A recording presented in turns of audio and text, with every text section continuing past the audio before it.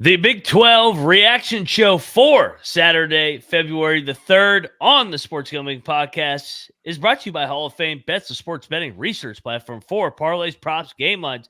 Download that Hall of Fame Bets app or visit hofbets.com. Code SGPN to get 50% off your first month and start making smarter bets today. We're also brought to you by Cut. Cut is a peer-to-peer social betting platform, U.S.-based, available in 40 states. Head over to cut.com, Kutt.com, promo code SGPN to get 10% off today with the bonus.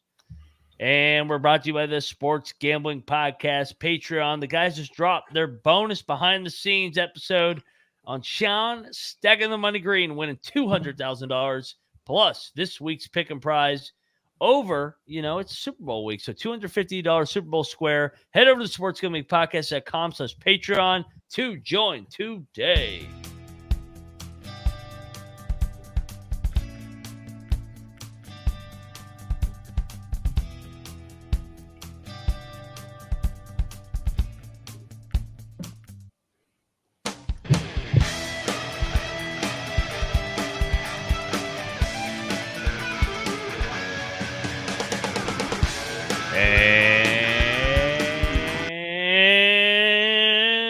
And welcome, everybody, to the Big 12 College Experience, part of the Sports Gambling Podcast Network.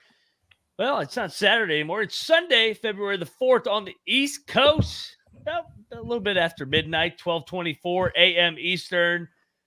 Winning day over here. Winning day. Not winning day for my own alma mater, own team, where my heart is. But from a gambling standpoint, very winning day. And talk about the headline game that some of you thought that Kansas was going to lose at the Fog.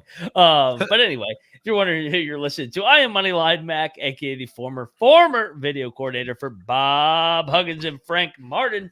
Joining me on the Big 12 Experience. You guys know him. He's always fighting he's a walking contradiction. He is fighting a family civil war today. Because he was born in Provo, Utah. He's got family in Ames, Iowa. He lives in Morgantown, West Virginia. He is the co-host of the Ryan and Russ show. His family won. He did not win, but he won on his wedding day, and that's all that matters on the gridiron. Rambling Rush, everybody. Rush, what's up, man? Yeah, so still 2-1, right? West Virginia beat BYU at FedEx Field back in 2016. We beat them this year, and I guess the basketball game slipped away from us a little bit. I guess Morgantown became Mormontown overnight here, but hey, it happens. Actually, shout out Chad G. Yeah, shout out Chad G. What's funny is because the BYU team has to travel to Norman here on Tuesday. They're actually staying overnight in Morgantown, going to their Sunday services tomorrow in Morgantown as well. So it really did turn into Mormontown. But anyway, tough night for the Mountaineers, a game that they could have won. I know we've said that a couple times here this season, but hey, shout out to BYU. Couldn't miss from 3-point, and hey, they won the game there. So hey, just got to tip your hat. At least losing this game here, at least you lose it to the team you grew up supporting and your family's team. At least it wasn't like Kansas or Texas or anything like that. So just is what it is. We move on. Still overall got a winning record for all the picks and still making money. So just is what it is. It is what it is, and you guys heard him already. Third man in the box. He has a family civil war because he's got family everywhere, sprinkled around the Big 12, in Waco, in Stillwater, a little bit in Norman too. And you guys know him as a 6-in champion. Also known for the green mowing weed growing. Troy Chewning, what's up, man? Big 12 guru. What's up? Shout out to Peyton, I guess. BYU gets the win. Shout out to Peyton. I was going to say the alternate 7.5 for West Virginia hit if you accidentally bet the women's team against BYU. They went on the road and they got them. Yeah, women's team did win in Provo. Women's team got them on the road. So, you could have accidentally got that one. But yeah, pretty good day. I mean, 3-4 in picks, but the nuclear missile hammer for the Stillwater game was right easy, on cue. Easy, oh baby. man, Let's go. Maybe not easy. The whole, the last 4 or 5 minutes of the game, I'm just watching it as an Oklahoma State fan. Like, okay, well, how are we gonna fuck this up? Easy for their standards, my friend. Oh, you know? yeah. That's a blowout for Oklahoma State. Well, Troy, look, I think we should lead it off with that game because that was the first game of the day. Going over to the Big 12 opener. Oklahoma State gets it done 75-72. Oklahoma State, all of a sudden, winners 2 out of the last 3. They've won back-to-back home games. You mix in a loss at the Fog. But I would say that this is more about the other side. And this is red flag, I think it's a nice way of saying it for Kansas State. For them to drop this game, losers to 4 in a row after starting 4-1 in league play, 75-72. I mean, Troy, you watched this game more than I did because I was traveling. I had it on in the car, but as well with Texas and TCU. But thoughts on the Cowboys and Wildcats in an entertaining game?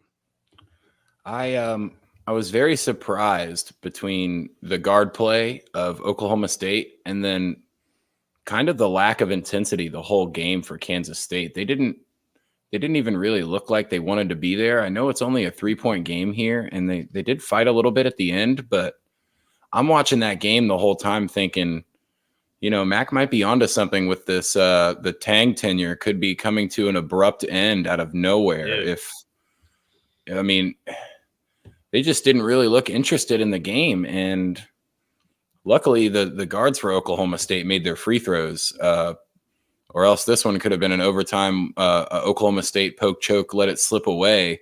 But man, when the Stillwater free press guy that hasn't picked Oklahoma State in a single game all year long says to hammer the money line, they had to know something. So it was an interesting game. It was fun, but again, I don't know if Oklahoma State really necessarily deserves to win any of these games, but they're finding a way to grind, and that's the Big 12 for you. One of the worst teams in the conference can still, if you're playing them at home, they still got a little bit of intensity. So kind of proud of Mike Boynton getting a win at home. They're fighting for him, man. I was wrong about the stadium being packed. There was still nobody there on a Saturday, which is very sad. Yeah, Javon Small goes for 18 and 7. 18. Rush, your thoughts on this game? Yeah, Oklahoma basketball in general, whether it's the Sooners or Cowboys, it's struggling right now. Yeah, the Thunder killed them both. It did, but when they're not taking off like they potentially could be, obviously that doesn't help them either. I mean, you do have to give the Cowboys credit here. I mean, they hung around and won the game. They haven't given up on their coach like we were talking about. But what you guys said, I mean, this is more of an indictment on Tang. And I think these are his last days at Kansas State. And you said it earlier today, Ryan. We've talked about this, guys. I don't think they're making March Madness. I think this is where they collapse. They're not going to be a tournament team anymore. And I think the Tang days at Kansas State, when we saw them last year making the Elite Eight and storming the court and going crazy and being like, this is our coach for the next 20 years. It's amazing. Well, I guess we've kind of seen it at West Virginia a little bit, but it's amazing that it can all end just like that. And I think we're seeing that at Kansas State as well. I agree with you. It kind of came quick. I mean, Tomlin was there. Now he's not there. That kind of, and Memphis. I mean, I know this is the Big 12 show, but that thing escalated completely with the way that debacle. From here, Oklahoma State goes to Houston. Houston on Tuesday. That seems like a fucking smash spot. Will not be wearing the third on Tuesday. And for Houston. And I'm gonna tell you right now, we're gonna call the shot right now. Monday night in the Little Apple, Kansas State is going to upset Kansas to end the 4-game losing streak. Big Monday in the Little Apple. K-State gets Kansas off the Houston win. Buy low spot. When that line comes out at 3? I'm hammering the Wildcats on fucking Monday night. I can't wait for that game. I can't wait. Nobody's Is that Kansas's last loss in the Big 12? Well, not their last. Yeah, How many more potentially. losses do they have after that? Well, they got to play Houston one more time at Houston. At Houston. They'll probably I still could win see that. them losing that game. I could see them Maybe. losing at Houston. I could also see Kansas maybe slipping up one more road spot, but I think you were onto something with the K-State. run the table at home. I think that seems pretty safe for Kansas now. It's going to take a lot for someone to go in there. We flip the page to February, and it's like Kansas knows that it's February as well. They just, I'm like, hey, Tang's last days are done here at Kansas State. It's over. Take them against Kansas. they're going to beat on Kansas. Yeah, this is college That's the basketball. Big 12 Forget what in a you hurry. just saw. Just forget what you just saw, man. Everybody's saying no, K-State's not going to beat Kansas. They will beat Kansas with Bruce Weber with some of those dog shit teams over the years. The whole rivalry game. all the chats that's talking about Tang getting fired, just based on a performance standpoint, I could understand why you don't think he would get fired. But when you add in the whole fact that, they didn't let a kid play that he wanted to recruit, and then Tomlin leaves, and it seems like there's somewhat of a disconnect between the whole athletic department and Coach Tang. That's the only reason why we're thinking, these could be the steps to somebody losing a job. Well, something's not right. I mean, we all agree with that. I mean, but it's again, obvious. they beat Kansas, and he's good for the year. So That's honestly, I mean, if they beat Kansas at home, he's not going anywhere, and at least until the offseason or something like that. They'll beat Kansas. They won't win a game after that. Kansas won't lose a game after that. That's what's going to happen. And it'll keep Tang around, and then it'll be a dumpster fire next year. It may be. I'll tell you what's not a dumpster fire, though, is the SGPN Patreon. The guys just dropped an exclusive month's episode, behind the scenes, breaking down Sean stacking the money greens, $200,000 winner. This week's Patreon pick and prize is free to a $250 Super Bowl square, plus access to the pick sheet exclusive channel in the Discord. Head over to sportsgamblingpodcast.com/Patreon today. We're also brought to you by Underdog Fantasy. Underdog is a way to play alongside your favorite fantasy players all season long. NFL, NBA, NHL, college hoops, college football. Simply pick higher or lower over there, and you can win 100 times with some spicy plays. Troy, you got anything cooked up for tomorrow? I know we have some college hoops, no Big 12, but still. There's no Big 12, but there were no Big 12, but the Purdue-Wisconsin game. I've got a double higher on the rebounds. We're going with Chucky Hepburn from Wisconsin, higher than 2.5 boards, and Zach Edey higher than 12.5 boards. Purdue should be able to out-rebound them pretty easily, but the only guy on the team that averages, 3.5 rebounds or so is Chucky Hepburn. So we're going with the board play tomorrow. Go with the board play. I like it. And you know what you can do? You can watch along, make some picks, maybe make a little bit of cash over on Underdog's mobile website, underdogfantasy.com. And when you use that sign-up code right there, TCESGPN, Underdog will double your first deposit up to $100. Underdog Fantasy promo code SGPN, TCESGPN.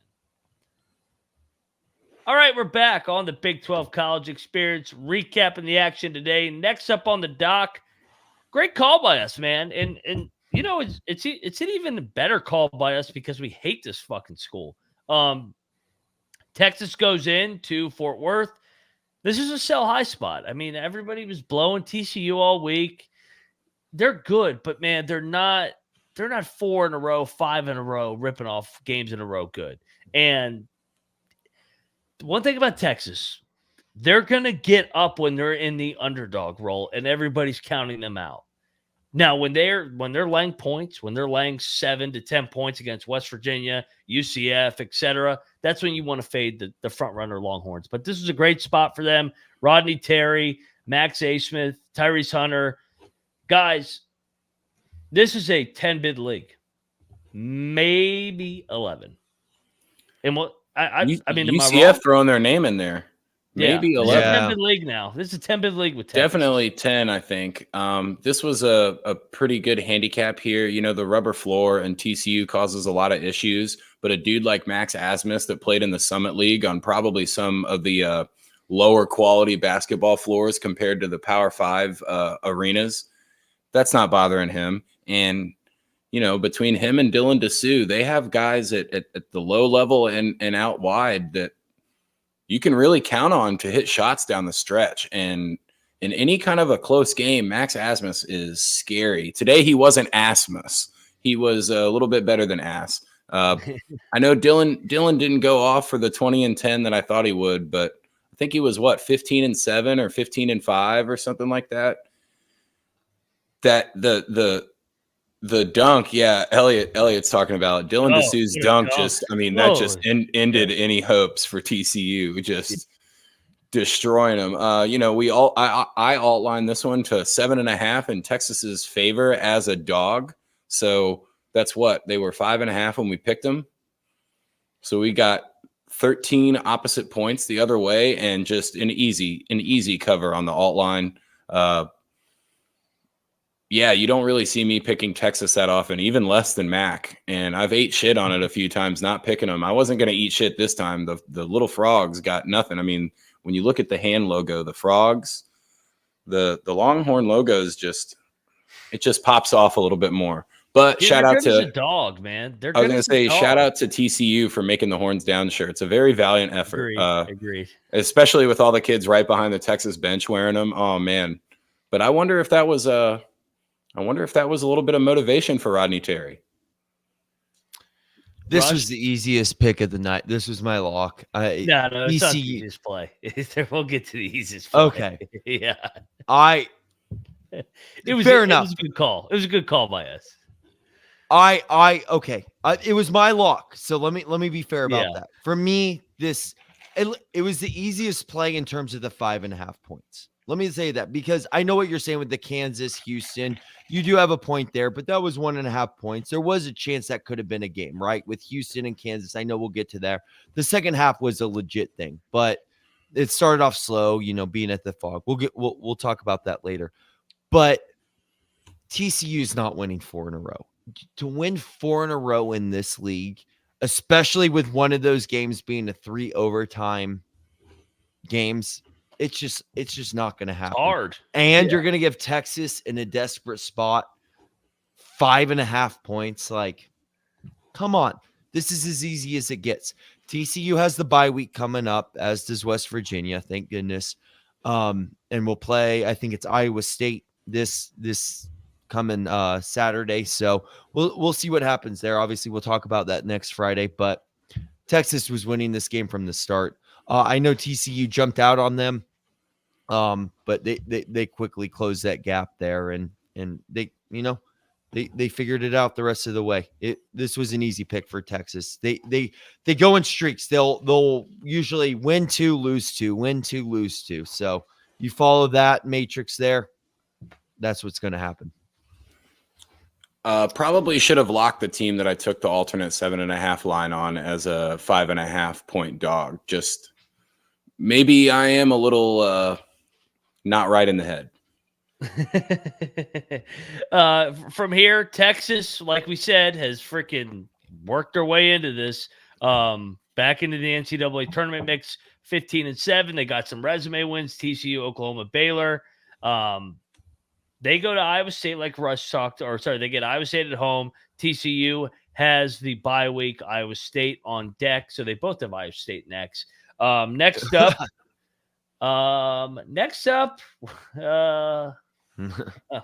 just okay. I mean, come on. You're right. You guys tried to fucking chat. Where's fucking Don Julio at fucking tonight? Said Houston was his lock of the season. Oh my God. You are the dumbest son of a bitch I've ever met if you fucking had Houston as your lock of the season. The guy, Bill Self, has more Big 12 motherfucking titles than losses at the Fog. I will repeat, that guy's got less losses at the Fog than he does conference championships, the best league in America. There was no way in hell they were ever going to lose this game. Honestly, there was no way this was ever going to be a game. It was Kelvin Sampson, Hall of Famer. What's his record at the Fog? 0-6. Nobody wins there. Bob Huggins, Hall of Famer, record at the Fog, 0-12. Nobody fucking wins in that building. I don't know. I can't believe how many people wanted Houston or were on Houston this game. And Troy, I will give you credit. You were not one of those that Houston's definitely winning this game. So I know I'm fucking going off right now. This is the easiest play of the season. We will never get a bigger gift of getting Bill Self in that fucking building as a dog. Fucking Avalanche. Easiest pick of the year. Rush, your takeaway here. Well, you took it all. I mean, that's what it was. Well, yeah, it is. If Kansas lost that game, then there were real problems there, but we knew that wasn't going to happen. That's the thing, man, is Houston actually had a great second half, but the problem is you dig yourself in a hole in the fog, you ain't coming out of it. And it's as simple as that. And even if you don't dig yourself a hole, then all of a sudden it becomes 8-on-5 at the fog, and you're not getting out of that either. Not winning there. Like we talked there about. He is. Troy had the right point of, he's back. If Houston's gonna win, it's gonna be by like 8 or more.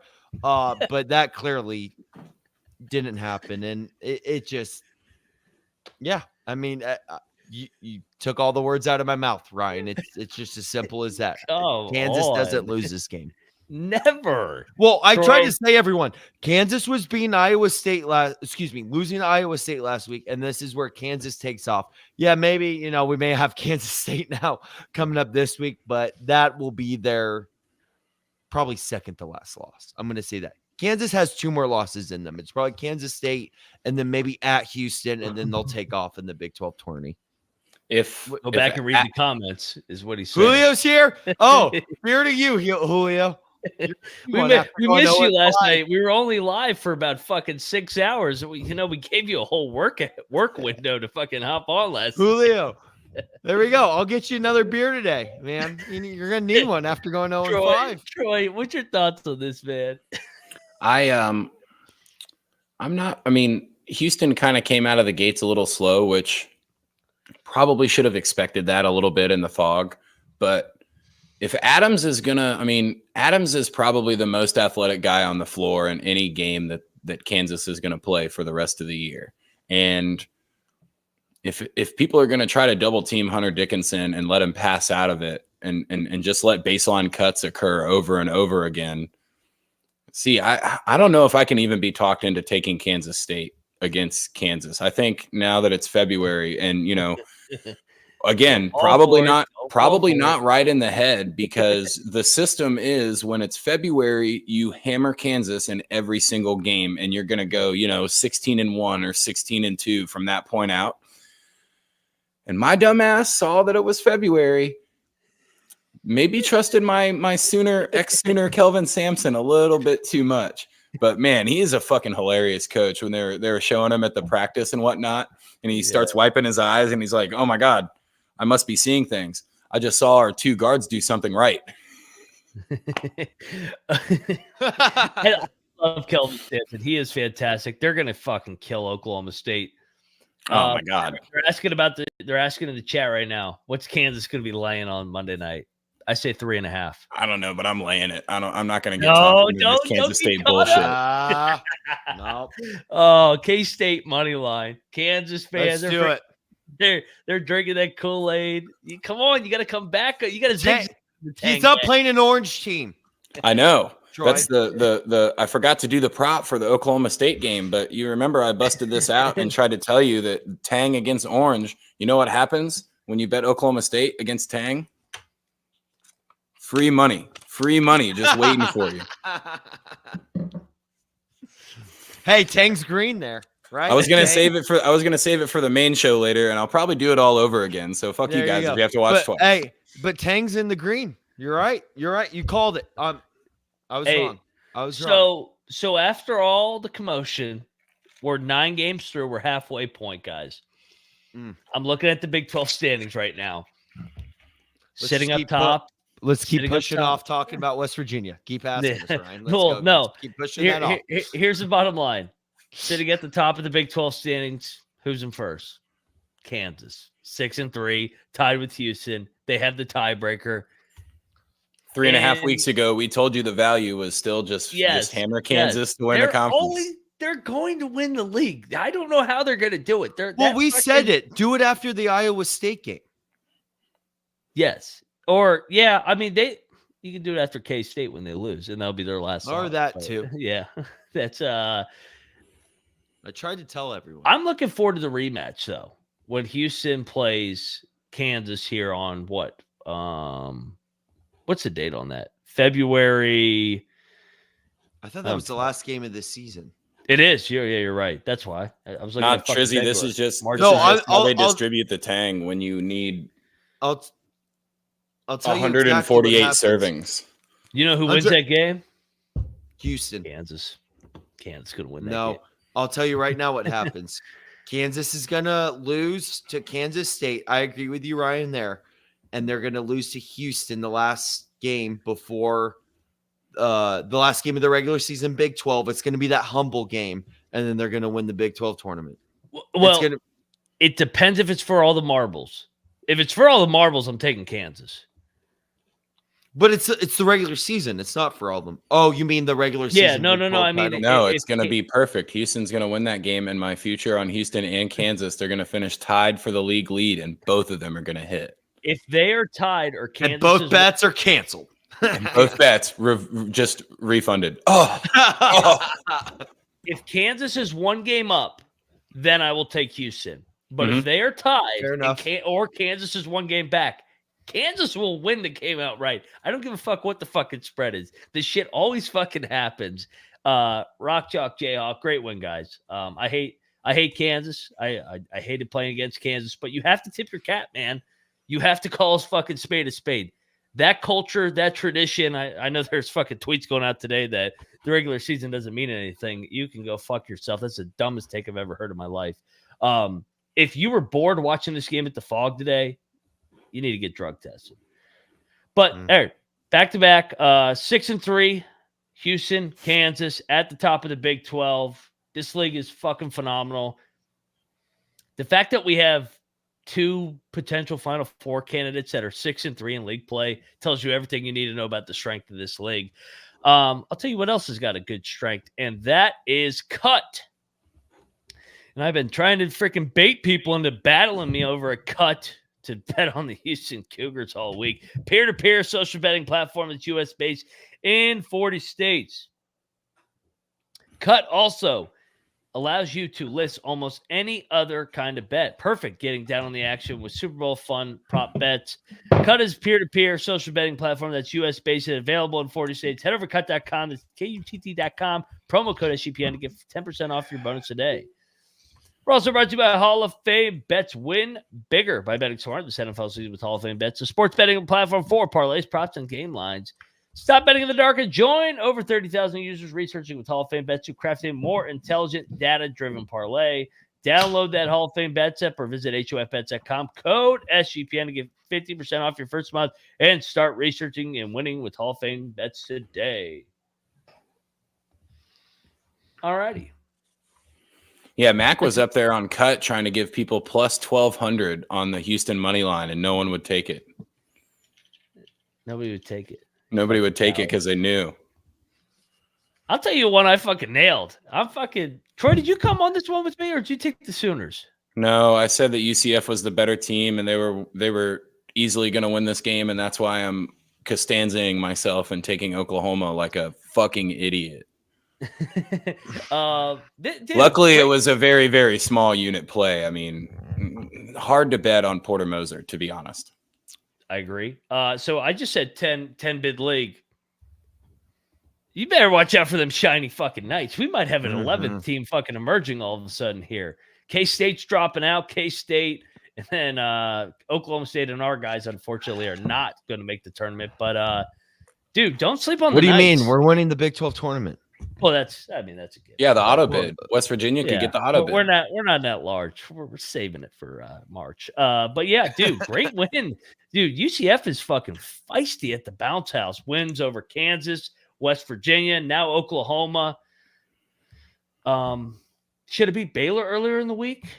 The Knights are playing some good basketball. I kind of like them, and I do too. This has been one of the more pleasant surprises in Big 12 basketball is the home court advantage at the bounce house. I did not see those fucking – I mean, they got tits fucking bouncing up and down in the fucking stands, fucking Huge pom-pom knockers. trees. I mean, god damn. How about it? How about them Knights, Troy? The bazookas were out. I know. And they White certainly tanks. did not run out of bath salts this weekend. They were fired the fuck up. And shout out my little sister Stephanie. She's on a heater in the Orlando area. Oh man, She that's so an she went interesting transition, Troy, from going from knockers from huge to talking knockers talking about my little sister. Yeah, well, you know, you guys are West Virginia. You guys are West Virginia guys. You should be used to that shit. Fuck off. That did It's at least cousins here, not. So she got to hang out with Whit and Biz at the Solar Bears game because the Orlando Solar Bears are sponsored by Pink Whitney. So they have one game a year where they wear the all pink Pink Whitney jerseys. And there might have been last year when they had the game and Stephanie originally met Whit and Biz, there might have been a little substance usage and they remembered Stephanie because of that. Yeah. So that was cool. She said she was going to hit up this Oklahoma game at the bounce house. And she was like, there is no chance I'm wearing my Oklahoma shirt. I'm not that fucking stupid. So at that point, I started to think, man, there might be a little bit of respect for this home court down in fucking Orlando. The fucking palm fronds waving around. Johnny Dawkins is like, I'm a real Big 12 coach. I'm fucking better than Mike Boynton. Oh, man. But again, Porter Moser team comes out, you know, not really ready to fire right off the bat. And I mean, in the Big 12, you go on the road and you're not ready from the very tip to the very end of the game. You're getting fucked. Like you're not winning that game. This is a great question right here. Thad Truth at Julio Villa. Who's your lock for tomorrow? Everyone pick the opposite. Why? You can just lock them after the game, whoever wins. Keep going, Rush. Troy's breakdown was everything to me there. I agree. How dare I pick against UCF at the bounce house after that performance? Users just get it done, man. They do. I was completely wrong here. I thought this was going to be the game where UCF starts kind of sliding and they were going to be the team that we all thought they were going to be to start the season. Dude, they've answered the call of the Big 12. Good for them.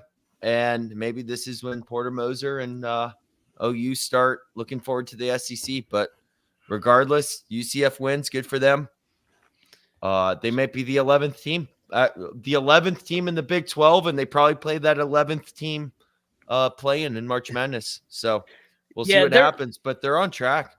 They're probably going to be an NIT, probably, but they could work themselves in. They have a chance. I'm looking at the net rankings right now. Texas, Cincinnati, TCU, Texas Tech, Oklahoma, Baylor, Kansas, Iowa State, BYU, Houston, all within the top 40 in the net. So they're in, and that's 10 teams. So, and for the mathematics people out there, that's 10 out of 14 teams in the top fucking 40 in this goddamn league. UCF's in that 70 range, but that's not equating what happened today with the win over Oklahoma. So they have a chance, man, to fucking get back into this. So, there's a chance that the slide angle is correct. You just had it on the wrong team, Rush. This could be the Oklahoma slide, the typical Porter Moser, like 3 or 4 game losing streak that. See, I would be afraid of saying Oklahoma's a lock to make the tournament. I know that analytics likes them and they did pretty well in the out of conference in the beginning of the year, but there's a shot in this league that Oklahoma loses, 4 in a row and puts themselves right back into that. Oh man. So let me ask you guys. So after this, UCF's at Texas Tech, at BYU, versus Kansas City, at West Virginia, versus Texas Tech, at OK State, Iowa State, Houston, at TCU. What's that game where it's like, oh shit, UCF's a tournament team? Or that, oh, they're not a tournament team? If they went on the road, they need to. They beat Texas on the road. If they can go into Lubbock next Saturday, or that's right, they have a bye week, or go to Provo. Okay. They have a double road trip with Lubbock and Provo. if they can split that, I mean, then all of a sudden, I think you legitimate because that's a quad 1 win. I agree. Yeah. So I mean, they got a lot of work to do. I'm not saying they're not an NCAA tournament team right now. They have bad losses. They lost to Stetson. They lost to, Miami's turning into a bad loss almost. They're not a bad loss, but they lost to Stetson. They have to make up for it still. So they got a lot of work, but I mean, they're sitting at fucking 13-8, 4-5 in league play. So I'm looking forward to it, man. Like you said, they got a bye week. God damn, how many teams got a bye week this week? I know it's a down week for the Big 12. I don't think we're gonna have. Well, this is usually when the what's it called would happen. The SEC challenge this Saturday. So it makes sense. This Saturday that we just completed. Well, I don't think it's a coincidence either. It's Super Bowl week either, with media days and all that sort of stuff. So. Oklahoma plays BYU on Tuesday in Norman, and I think we should hammer the Sooners when we get to that game. Fucking Super Soakers feeling themselves, staying in Morgantown tonight.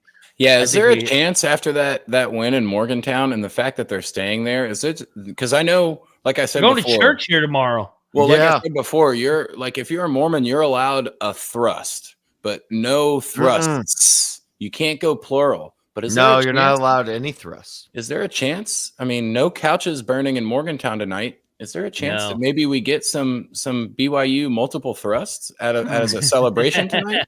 Maybe they wear them. Maybe they wear themselves out before playing Oklahoma. I mean, because you would think about it the way the Big 12 goes. You would think about it as Oklahoma doesn't look all that impressive. BYU, not that West Virginia is the greatest team, but you still go on the road in this league and you kind of win an easy one.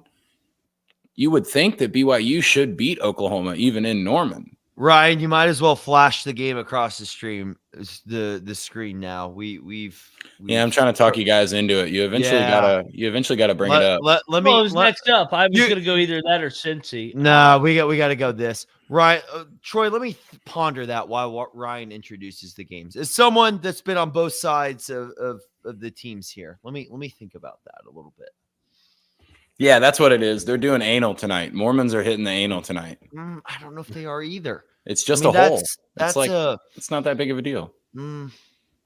Julio, Julio's asking how he can send us money. Don't send it to me directly. Send it to the college experience. You can donate. There's that tab. I don't even know where it's at. You can send it to me, Julio. I love that Julio only talks in caps too. I fucking love Julio. I do like the all caps. Shout out to Julio. We give him shit. Shout out to Julio. There is a way. To be honest, everybody in the chat knows how to donate. So help out Julio. If Julio does want to donate, if you don't, Julio, it's all good. But yeah, anyway. Dude, shout out to Julio though. We only make fun of you just because it's fucking low hanging fruit, and we gotta have you gotta have a villain, and you just get to be the villain, Julio. We were talking about how you were working a night shift at the dog pound, so you're Julio. You're the little brother that tries hard. That's like, I'm with it, and then it's like, keep going. Like that's what it is. You're not the villain, Julio. It's entertainment. I like it. Dude, shit night. We suck tonight. We did not execute the game plan. You got to get BYU, those guys off the 3-point line. BYU makes like 15 threes. They make 15 threes. You're not going to beat them. BYU had a week off, fresher team. They came out. They fucking outplayed us. I mean, there's the Staples got it done. The Mormons got it done tonight. Tough loss. Yeah, tough loss. You got to regroup and go to Texas next weekend. Yeah, and Trevor makes a good point, man. We dug ourselves an 18-point fucking deficit and got it down to 4, 5, 6, and just dumbass mistakes, man. It's just, I don't know. Tough loss. Yeah, but suck it, Hasty. I told you Kirk Creaso was going to bang him from the 3-point line. Yeah. He was actually probably the best player on the floor for West Virginia. He was all right tonight. He was all right. We should have known that the actual racial handicap was white guys playing in Morgantown. Probably got a pretty good shot. Dude, and don't get me wrong, dude, BYU's good. I mean, BYU is a top BYU is 25 really team. good too. And I mean, nobody was shitting on BYU. We just saw it Lang 9. Obviously, Lang 9 ended up being the correct number because of the foul game at the end. It really was not a 9-point game. It was a 5-6-point game coming down the stretch, and then West Virginia just stalled out at the last 2 minutes. But Rush, your takeaway, man. So my takeaways from this game were we talked about this on the Ryan and Rush show. And everyone, if you get a chance, subscribe to the Ryan and Rush show, West Virginia side of things. You know, we talk Big 12 as well.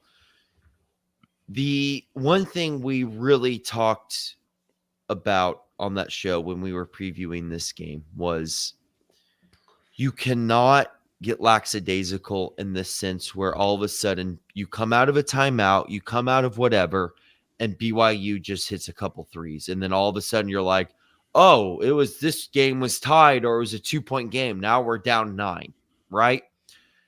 And we saw that at the end of the first half is this game was even. If not, West Virginia had the advantage. And we go into halftime and West Virginia is down 9. And we're like, that is not the score of this game. Like, No, it is just not. And then they come out kind of slow to start the first half. West Virginia gets back in it. The crowd's still in it. We're moving. We have momentum. Noah Farrakhan draws that offensive foul. And then BYU hits that bank 3 with 2 seconds left on the shot clock. And it's like, well, there's the game right there. And you know what? Great teams find a way to win games like that. And a shout out to BYU. I would rather lose to BYU, you know, the team I cheered for growing up. It's where my parents went to, my brother went to. You know, it was a Bishop battle. But hey, we still got the football lead, so I guess it's all good there. But the struggle with this West Virginia team all year has been when you're down the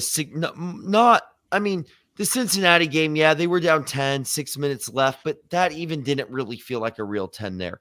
But like backs against the wall, you know, the other team's letting you all have it. Like, let's go, guys. Let's have it. And they just couldn't make the big plays when it meant the most, and they got lackadaisical at sometimes. So, yeah. With all that being said, is first and foremost, shout out to BYU. You came away from Provo. You went to the furthest travel team in the Big 12, and you won. Right? You're making up for those games you did lose. The Cincinnati loss. Yeah, you made up for the Cincinnati loss. On the reverse end, West Virginia, they're a talented team. They got a lot of very talented individuals. But, you know, the team component just disappears at times, and it's unfortunate. And, you know, we're at a point, and Ryan, we talked about this. We have a bye week coming up, and then we're on the Texas road trip, and then we got Baylor at home. We're trying to at least play for pride. We're trying to at least play for, hey, this team may not make the tournament, but we also don't want to play them at the same time. So that component still exists here, but it's too little too late. It was a great game tonight. It was a lot of fun for personal reasons. Unfortunately, they couldn't get it done, and they couldn't ride out the momentum when it meant the most. But hey, hats off to BYU. The Cougars, they came here, they played well, and we'll see what they can do the rest of the season. And I want to answer Greg's question, because that's a good question. I would say, so West Virginia fans are very passionate about football, but West Virginia's turned into a basketball season over the last two decades because of Bob Huggins. It's been any metric you want to go win, Sweet 16. It's not even a school. It's just like a group of people playing sports. Get the fuck out of here. You fucking Oklahomans. Fuck you. You go by any I never metric said they wins, were a school either. The top 25. It's turned into a basketball school since Hugs, and that's why it sucks with the whole thing. Well, I mean, Hugs all went down. To be fair, too, the face of the NBA went to West Virginia. I mean, Jerry West is the face of the NBA. Yeah. We'll be back. Dude. Oh, I'm get not us while we're down. It. We'll get us while we're down. We're not. We might have a down year this year. And look how much it took for us to be down too. Yeah. Like when you look at the grant, like it took a lot for us to be in the position we're in. It took more than just losing our head coach. Well, like yeah, we I dealt with the NCAA. I don't want to get No, we don't even have to get into that, but it's more than just like we're talking about, right? Kansas State with Jerome Tang. Like that's kind of a like the coach just went off and did it's more than just that. Like it was 2% of what we did. Yeah, exactly.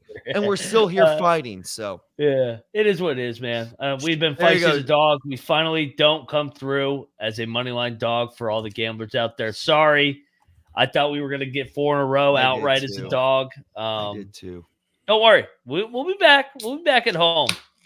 We might have lost this one, but we will be back. We'll win out. Don't worry. I'll tell you who fucking was back tonight, and they just lost to Morgantown as a 4.5-point favorite. How about them Bearcats, man? Arguably, what's Troy doing over there? Troy's over there fucking stripping, fucking putting on a Cincinnati. That's right. You still have the Cincinnati shirt. Yeah. Troy's over there fucking stripping. Yeah. Dude, how about the fucking Bearcats? Skyline Chili's, baby. Win. Shout out Skyline Chili's. They got that 5-way.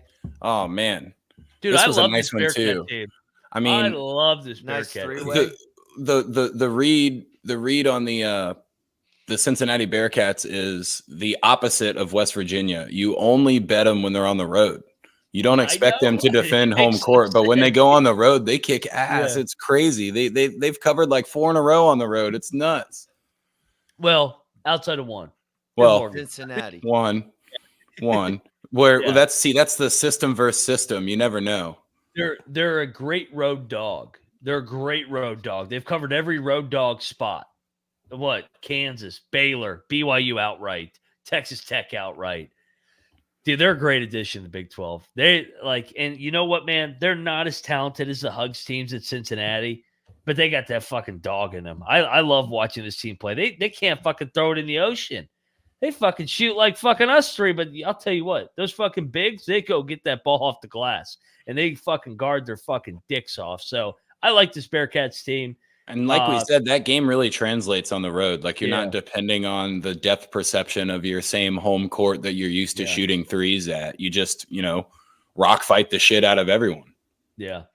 I like the fucking toughness of this team, man. This is a team where if you draw them in the tournament, man, going through the Big 12 gauntlet, Rush has talked about it. If they're a fucking not 8, 9, 10 seed, 11 seed, and you're a 2 or 3 seed, and you draw them, and you're a fucking soft basketball team, that's a nightmare matchup for you, my friend. What they should do is fuck around and put them as the 8 or 9 seed in the Kansas bracket, so we get a second round Kansas-Cincinnati matchup. Well, that's you can't do that anymore because of the rules. I know, but it's bullshit. Cincinnati is my dark horse, however you want to describe it, team to be in the Sweet 16. I really feel strongly about this team. I think they're really good. Am I calling them a top 16 team in the country? No. Yeah. They're tough. They're big. They're physical. They do the right things, especially when it comes to March Madness time. Whether they're like the 11 seed play-in game or an 8, 9 seed, I feel like they're the team that knocks off that 1, 2, or 3 seed and gets into the Sweet 16. Sweet 16. I really like this team a lot. I love Cincinnati.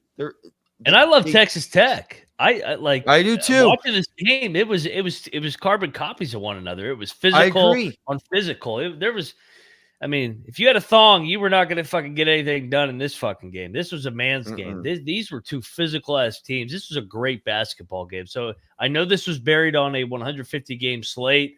Everybody go back and watch this game. This game was a fucking war. All right, let's in Texas Tech, and we were all in Cincinnati. This is a hard team to lay points with.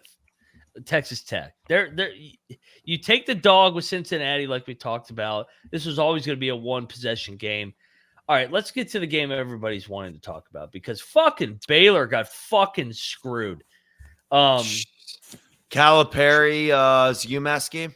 Yeah, Troy's stripping again over there. YouTube.com. Well, yeah. Those fuck. Hey, by the way, I'm gonna take it. Oh, right I now. can't hear you guys, but this game was fucking bullshit. I got you, buddy. This is I got you.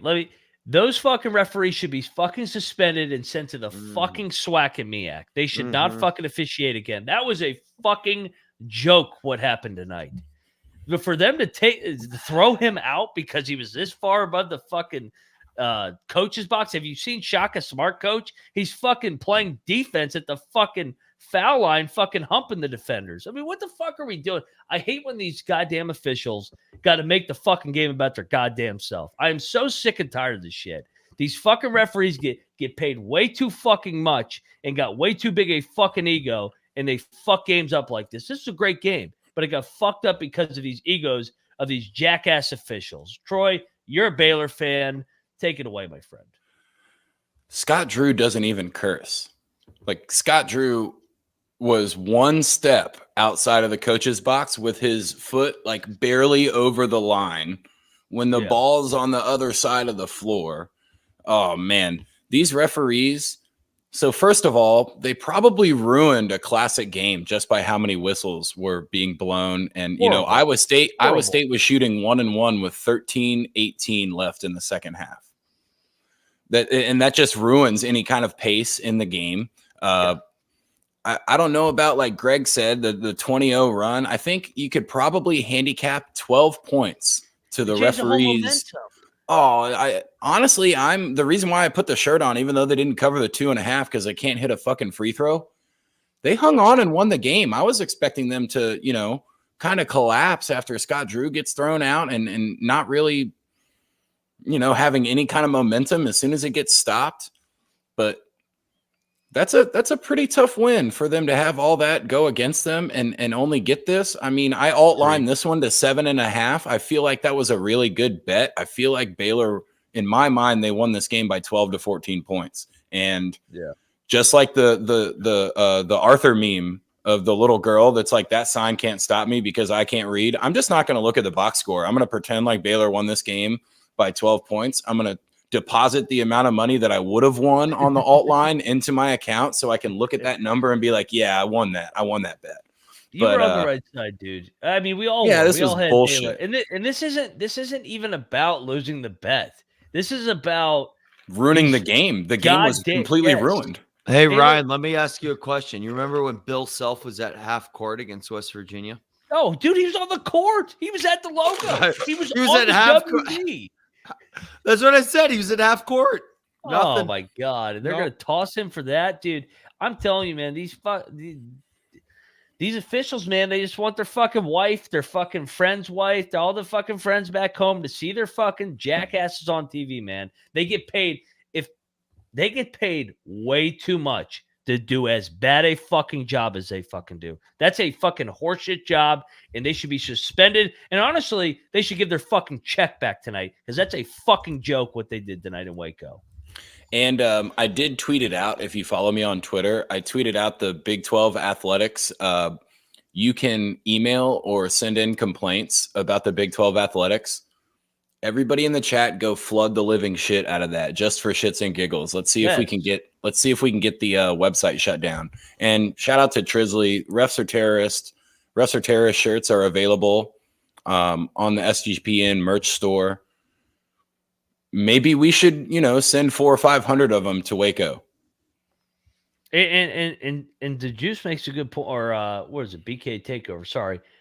Why did they stop the game at the end to check the clock? What the fuck was that about? So they said the clock started early, and it did. The rebound came off the front rim, and the dude that went to grab the ball, the clock had already ran for about half a second. What are we doing, man? Dude, I'm telling you, these motherfuckers don't do their fucking job, and they just get their check, and they'll be in fucking LA next week, fucking reffing fucking UCLA versus fucking Washington State, and just about their next business. They don't care. I mean, dude, you got coaches and fucking players' fucking livelihoods on the line, and you're fucking throwing guys out for fucking being this far over the fucking line.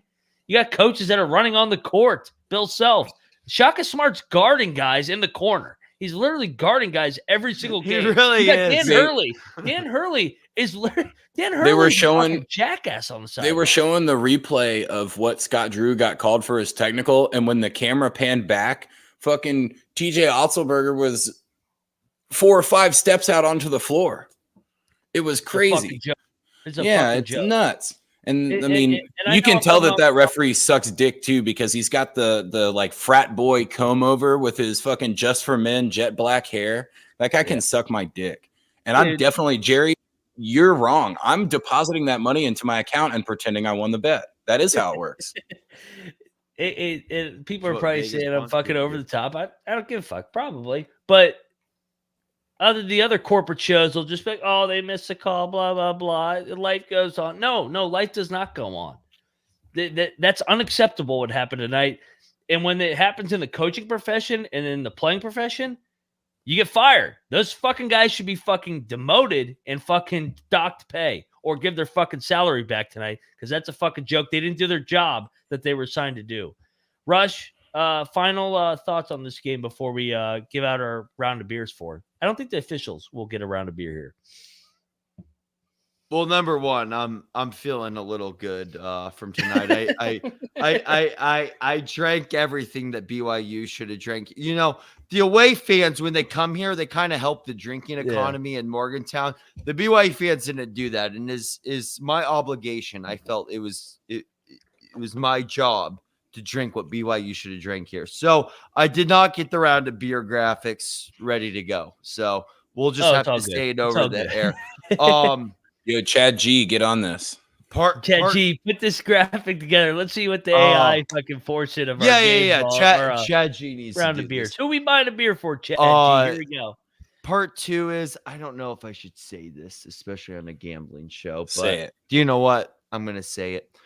Do you think refs ever get stuff whispered in their ear from Vegas? Oh, yeah. That's 100%. No, 100%. I don't. I think the players do. Players. I think some of these fucking players know the line. Here's all when it's a 5.5 point line, and we probably should foul, and then we go for the Olay foul, and then or the game's over with 1 second left, and it's a 7.5 point line. We're down 7, and you see a guy just wrestle a guy. Foul. It's like, that guy's on the take. I'm about to sound like Julio here. So I think the refs do know the line. The refs do know the line, but I don't think my only point is when you see what happens to Scott Drew tonight, it makes you ask questions. That's all I'm gonna say. That's fair. It makes you ask questions. That's all. When you get phantom holding calls in the NFL, it makes you ask questions. That's all. Yeah. I think they know the line. I think they've been so scared off the Donahue, whatever the fucking guy's name was. Yeah, Scott Foster is still that. I think it make that league. Shout out Rockville, Maryland. Scott Foster and Donahue, the ultimate combo. That's not even that NBA. That's not even a fucking basketball league. It's just, NBA is a whole different. It's a total rigged job from fucking. That's all I have to say. Everything. So. I think it's weird that now, like, when you're trying to intentionally foul at the end of the game, you don't want to do something over the top and have them review it for a flagrant or something dumb. So the guy will be dribbling up the sideline and you try the little, like fake reach around and grab him by the hip. Sometimes the refs just let it go and they're like, no, we're going to let this guy dribble up the court and waste 5 more seconds. You got to ask. I agree. You got to ask. That's all I'm saying. You got to also, ask. Trevor's right. The reviews, I'm going full Dundee on this one. Reviews have ruined all sports. They have completely ruined every. I could care less about getting the call right. It has way more to do with how the flow of the game is going, and specifically in basketball. You can completely ruin the flow of the game from one bad call, and then to the Baylor Iowa State game, you get a free timeout when you're out of timeouts at the end of the game, and you get the advanced throw in from a clock review, when what they should have done is just said, we fucked up the clock, whatever. You got to inbound the ball from under the basket with 2 seconds on the clock. We'll just pretend that all that bullshit didn't happen, because even if the clock started on time, there's no way Iowa State's even getting a shot up. The guy took 2 dribbles. That's 2 seconds. There's no way that you're even getting like a 3/4 half court heave. And, Iowa State bangs the half just on the inside of half court before halftime. We didn't even talk about that. They almost stole that game, by the way. I was going to say, we're looking back and you're thinking like, damn, that half court heave just ruined the minus 2.5 in the long run when it seemed to not matter at the time. Ugh, what a shitty game. I mean, a wild game, a total depiction of what the Big 12 is. You've got some games where the referees won't call anything for somebody getting slapped on the top of the head. And then you've got games like, and I'm not even saying that it was only against Baylor. There were dudes in the low post that were jumping straight up and down, and guys were dribbling directly into their chest, and they were calling it a blocking foul on defense. Every single time. That ruins the game. How are you supposed to defend guys? It's just dumb. The refs were 100% terrorist in that game. Can I just say one thing real quick? I think real quick, Rush. Make sure everybody go buy your Refs is Terrorist shirt over at the SGPN merch store. You should. And we got the main show coming up here, so I don't want to take anyone away from that. I think reviewing should be allowed in football and football only, and fair and foul balls with home runs in baseball. That's where I draw the line. Because remember in basketball, right? Like if there was a foul committed and it was missed, it was late, and then the ball went out of bounds, you'd give it to the team that got fouled that should have been called. But now you can't have makeup calls because of video reviews. So that's my only point there. If they're going to keep reviews around, they need to put something like a shot clock on the reviews. Like you get, 20 seconds to look at this review. If you can't make a definitive call there, whatever is called on the floor, we're just rolling with it. And the same thing for football. They need to have, a minute and a half at the most, probably more like 45 seconds. I like that. Just, if you can't figure it out in 30, 45 seconds. Quick, and there's no reason to try to change the call or anything like that. I agree. And these guys are paid pretty damn good money to make calls on the floor correctly. So why not? Like, why are you always looking to review everything? And it's just so dumb. Stab me in the eye. Nuclear play on the minus 7.5 was ruined by the terrorist. I appreciate you guys in the chats. Innovative way of thinking of replay. Replay is the worst thing that ever happened in sports. We should get rid of it completely. Refereeing is part of the human element, but we'll have this discussion in the offseason. Let's get to a round of beers who we're buying a beer for. Shout out to Chad G, who provided the graphic for tonight here. Rush, who are you buying a round for? I don't like to do it, but you got to give credit where credit's due. Good old Fossey, number 45 for the BYU Cougars. When Khalifa, the Egyptian magician, couldn't go tonight, he stepped up. He performed well. Got to give it to my man. He can't drink it, so do you know what? I'm going to drink it on his behalf because BYU can't drink it, but Fossey, my man. Had a hell of a game tonight. Played well. Round of beer on Rush here. I'll drink it on your behalf, brother. Round of beer on Rambling Rush. Trevor got this one correct. I'm giving my beer to Mike Boynton. It might be the only beer he gets in his lifetime from this show, no matter how long he coaches in the Big 12. But we hammered this nuclear, kind of a small pup, 1.5 or so, but man, I can't believe Oklahoma State finally won a home game worth of shit. And yeah, you can have my beer, Mike. Hopefully you chug it real quick because you might not have that much time left to drink it. So I like it. So BYU, Oklahoma State, Mike Boyden, big fella, kicked our ass. Here's a round of beer right at this guy. What if I told you this guy's got more conference titles than losses? Oh no! I was thinking about picking him, but I knew you would come through for it. People were actually putting their hard-earned money against this guy in the fall. Never in doubt. Hi, I'm Bill. This motherfucker is so automatic in that motherfucking building. The fog, dude. And it's personal for me, man. I've been in the fog. Like, everybody's like, Houston's great. At Press Virginia, we were great too. We had a 13-point lead with 3 minutes. They guarded us out of bounds. They beat us because of 8-on-5. The other time, we were up 8 with 2 minutes left. They came back. That building, you're not beating them in that building. You're not beating them in that building. That's just the reality of it. It is what it is. Bill Self, shout out to you. You always find a way. Yes, when you do need a little push from the officials, you get it. You get it. But majority of the time, Kansas in that building is the better team. Today was a perfect example of a fog fucking smash spot. Kansas, first place in the Big 12 for about the 90th straight year, it feels like. Great show, guys. That was fun. That was great. Big now we 12 get to do experience. 3 more hours. 3 more Yeah. hours. Everybody in the chat, be ready for this same trio to be running it. We'll have the cocktail napkin jumping in, but boy, we got This one's Big gonna Dick be awesome. Nick coming in on the next show. We got Big Big got Dick Nick. this motherfucker through the next show. So. We'll see everyone till 7 in the morning. Yeah, we'll be here for the next couple hours.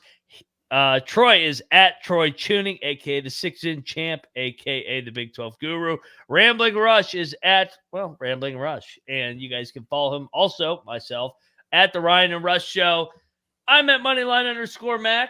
And, I think we should just keep this party going over at the College Basketball Experience. Do it. We'll see you guys here shortly. This is the Big 12 at 12. This is the Big 12 Experience at 12. I'm going to get this right. And we are at it.